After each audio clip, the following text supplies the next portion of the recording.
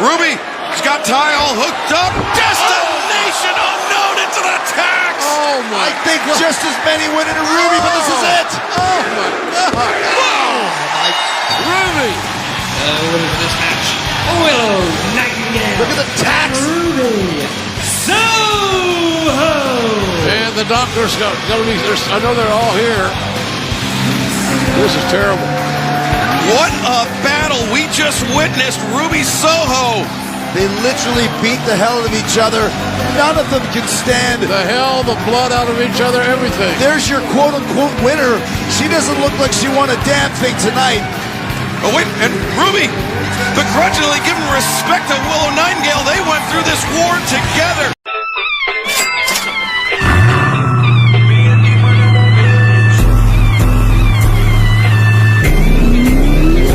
Money. What's going on, world? It's the KayFabeyBaby NRW Ring Generals podcast. It's your boy Kuya P. I'm here with some amazing friends of mine, some wrestling fans. They're not marks, they're fans, y'all. I got my boy Eldon, aka WebsterStyle from the NRW Checkpoint. How are you, Eldon? I'm good. There we go. Acclaim scissoring. We're scissoring right now. Shout out to the Acclaims. And of course, my brother from another mother, my man, Shawn Mongold. How are you, sir? I'm fine, my friend. Just got to get a scissor me daddy. Hey, we're all scissoring right now. Right. Beautiful to see y'all. Love to see y'all, man. It's been a minute since we've all seen each other in person, but hopefully we can get together through these Zooms and talk about our love for the current state of wrestling. It's been up and down. I don't know about y'all, but for me, it's been up and down. But right now, I think it's a good time to be a wrestler. Oh yeah, it's a very good time to be a wrestler. We're getting some good input, some good things happening. So let's just introduce ourselves because this is episode 0. We wanted to do more, but we'll have a full episode for people to check us out. But for those that don't know us, let's fill them in on about ourselves and how we got in love with wrestling. Give me your favorite wrestler and your least favorite wrestler. I'm going to toss it over to you, Shawn, to kick us off. Introduce yourself. Tell us a little bit about yourself and your favorite and least favorite wrestler. All right, so let's see. My name is Shawn Mongold. I've been a wrestling fan since I was a wee little child. My mother was big in the wrestling. My uncle was big in the wrestling. Been watching wrestling for a very, very long time. When I was a wee lad, my favorite wrestler was, someone who I hate now. But can I guess Hulk Hogan? There you go. Same. So you watch your heroes become villains. I was just like, damn, man, fuck. Yeah. But as I got a little bit older, that changed. My teenage years, I was a big fan of Shawn Michaels. So Shawn Michaels has been my favorite wrestler. Also because we have the same initials and he has the same name as me. So I was just like, yo, this is dope. And he's also not the biggest dude. I was like, this is cool. And I met him in Triple H at like a broken down AutoZone. They did like a signing like back in like 97, 98. And like my babysitter took me there. So Shawn Michaels has always been it. Shawn Michaels and Triple H. I love Stone Cold. I can't really think of like a moment. There's been so many moments, and I think that's what wrestling creates are those moments, and they just kind of like stick with you forever. I remember paying the $60 for a pay-per-view and like begging my dad to like just order it so I can watch all these things. But yeah, man, wrestling has been a big part of everything. I took a break and then I met my wife 10 years ago and she kind of reintroduced me back into wrestling because I think right when like John Cena was introduced is kind of when I fell off, and then I came back in like as like CM Punk was kind of in his prime. So that's me and kind of a quick and dirty, my history of wrestling. Awesome. Thank you, Shawn. WebsterStyle, tell us a little bit about yourself. Man, much like Shawn, I've been a wrestling fan since a wee lad. I am definitely a product of the he who's not be named rock and wrestling era. So I grew up. I'm very much late 70s. Grew up in the 80s, so I grew up on all of that. WWF. Saturday night main events, watching NWA on Georgia Championship Wrestling when it was syndicated up here in Maryland. So I grew up on all of that. I have to say, probably one of my favorite wrestlers now it's definitely going to be Matt Hardy.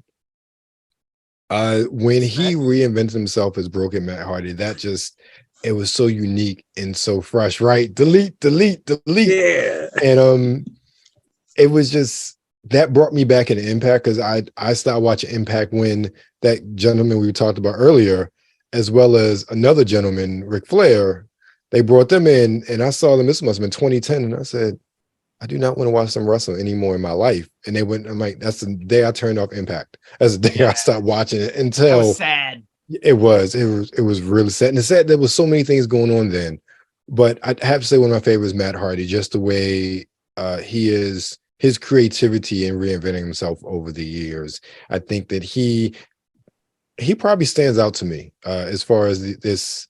It's weird to say current generation, because Matt's definitely our generation, but just the way he's been able to reintroduce himself and remold himself, he's definitely stood out amongst the pack as far as I'm concerned. I don't think he get his due overall, as far as like those all-time greats, those innovators. You know, we all remember the first TLC. I would think the couple of events that stick out for me. One, my first wrestling event, and I forget what year it was. And it was at the Baltimore Arena. I know Hogan was there, Agent Adonis, Junkyard Dog. I got to see all of them in person. I didn't meet anybody, but I do remember that my dad took me there. I think it was like birthday number 8. So this must have been like 86. Yeah, I was 8 then. Yeah. So I remember that. And then my now spouse, our very first, we just started dating. And she took me to Raw it was the Verizon, was it Comcast Center? I forget. The Verizon Raw, yeah, Verizon Center for Christmas. And so like those things just always stick out to me as far as like those live events and things that happen. But I say watching, what I remember always is that Mania when Eddie won the belt. When Eddie Guerrero won the belt, that was in college. I forget it was undergrad or grad school. It was grad school. And we'd all chipped in for the pay-per-view at my man's house, at my frat brother's house. So we're all watching it, and to see Eddie win the belt, like everybody went crazy, because Eddie Guerrero was just such a beloved. You know, when all of them came over to WCW, it was just like these are it. Between, you know, girls what happened to Benoit at the time, like he was amazing, and Guerrero and everybody else, and it's just like for Guerrero to win, the most unlikely of the bunch to win the belt, the top prize in the company, like everybody just, you know, we all erupted, like we were all happy and shouting. So that moment, probably if any in the past, has it been more than 20 years now? About 20 years, always sticks out to me. Is that one of those moments is just like, I really remember. I remember where I was. I remember who I was with when it happened. Wow. I love that both of y'all's wives were into wrestling as well, and y'all got to enjoy that with your significant others, man. That's beautiful. I didn't say she was into wrestling, but she took me. But the fact that she wanted to do that with y'all, that's beautiful. Knows. You know? Of course, the offspring is like her father. Awesome. All right. So, Eldon, Shawn, thank you. So I'm basically, y'all that are watching this, y'all can get the vibe of kind of like how our wrestling runs deep with us and our passion for it. For me, I'm the old head of the crew, as old as Eldon. I remember when Hogan was Terry Bollier before he was with the WWE or WWF, because I'm more so WWF than WWE, as old as I am. Watching it when he just kind of first arrived on the scene, then he, you know, just the Saturday night main events, just everything that Eldon was talking about, just that rise. And like I said earlier, watching your heroes become villains, because now I can't stand that man. But he was my guy back in the day. I'm not gonna lie. I'll never forget the key moment of a wrestling fan for me back in the day was when Hogan finally went against the Warrior, the Ultimate Warrior, who was also my guy, watching him rise to the top and seeing them clash. I think it was like WrestleMania 10, but their final clash at WrestleMania was huge. And that passing of the mantle of Hogan's greatness to the Warrior in a way was just insane. So those were my guys.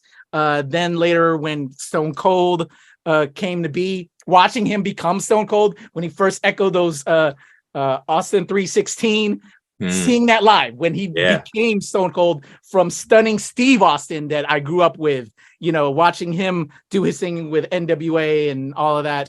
WCW later on. I'm an old head. I was getting that Pro Wrestling Illustrated back in the day.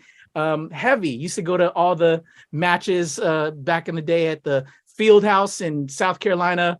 Met Owen Hart doing a radio thing back in the day, and he clowned me on the radio thing and not knowing as a kid, but it was all a work. And my dad had to tell me later, but I was like somewhat depressed and they caught that all on the thing. But man, so wrestling goes deep with me. But then I started falling off, I want to say, with funny enough to Shawn, when you, I think it was kind of like when you started getting on with like the Edge type time period. I think it was like when you said you were like into it. I kind of fell off when John Cena. Because I started falling off that Edge scene. Okay, so you fell off then too. Yeah. At that point, I've fallen off there as well. It wasn't. I don't know. I wasn't feeling it at that time. Then you had like the stars going to Impact with like you were saying, Eldon. It was depressing. So I fell out. But when women's wrestling, that's what drove me back. Sasha Banks, the NXT 4 Horsemen women of Charlotte, Bailey, you know, Becky. That is what drove me back. And I just love women's wrestling now. And like Sasha Banks is my favorite, man. Now Mercedes Moné, baby. You know, I just think they're amazing, man. I just think women's wrestling are. Britt Baker is amazing. Jade Cargill, I love the current state of women wrestlers. Rhea Ripley. Asuka's my favorite. I love that her running NXT. Asuka, oh yeah, Asuka's just. I'm hoping they pull something big for Asuka and Rumble this weekend. Same. I really hope they pull something because they need to like give her some redemption. They've screwed her out of so many WrestleMania moments for Charlotte, and like Charlotte's an amazing athlete, amazing wrestler. But like, how many more Charlotte moments do we need? Exactly. True. I think we've gotten enough Charlotte and Becky. It's time for some other wrestlers to get some shine and stop playing and stop pushing Lacey into our mouth. And maybe Alexa. We'll get some love. I'm done with the Lacey. I'm done with the Alexas. Yeah. Let's move on with that. Give me more Bianca. Give me some Asuka. I want to see Bianca and Asuka go at it. I want to see Asuka. I want Asuka to go heel, and I want Asuka and Bianca to just go at it. And it's like, that's such a good. It'd be such a good match. You know what I think would it be a dream match for me now with women wrestling? What? It's hard, but Jade Cargill. Jade Cargill's badass. Yeah, but like. I would like to see Rhea and or Bianca at one point, and or Mercedes, either of them. I don't know who, because I love them all, but Mercedes a little bit more than all of them. Yeah. But I think any of those, I don't know how to framework that into a match. Singles, but I just would love to see them battle against each other. Rhea is on a different level, and I literally hope. Between Asuka and Rhea, I hope they have like some like very, very defining moments at Rumble this weekend because they've been building Rhea up. I mean, they kind of threw her in the Judgment Day. Yeah, which I was like, really making it work though. She's making it work. She's kind of doing and you gotta love the stuff with the son, with Mysterio, with John. That's just been hilarious. Dude, that's tough. It's the Eddie and China. He's been locked up, son. It really is. It's the Eddie and China vibes. It's literally like she literally dressed up like she dresses sometimes as China, and like it's very inspired as China because Dom does the whole bandana.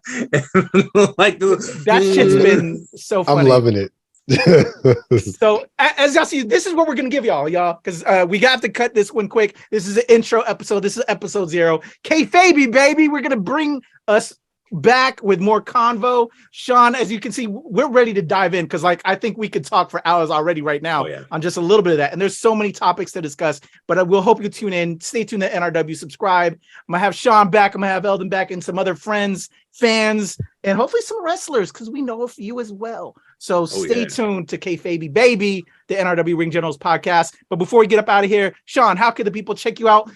Hit you up so we can lead up to topic of conversations when we do another episode. Hey, so people can find me on IG, on Instagram, or on Twitter at SMongoldVO, as in voiceover. Hey, WebsterStyle, how about you? WebsterStyle, the man, the voice of fragrance. You can find me everywhere on social media: Instagram, WebsterStyle, TikTok _WebsterStyle, Twitter, WebsterStyle, and of course, you can find anything and everything as WebsterStyle, WebsterStyle.com.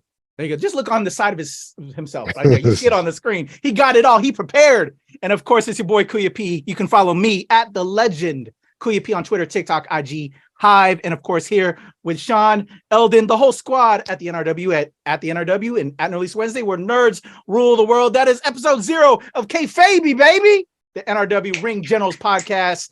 Let's do some drop toe holes on that next episode, y'all. You come in my face, I'm gonna fight you. Well, you're not gonna bust a nut anytime we're in the ring. I'm gonna get off by cranking your knob just a little beyond the breaking point. When I get my hands on you, I'm gonna eat your ass like a pot of collard greens, baby.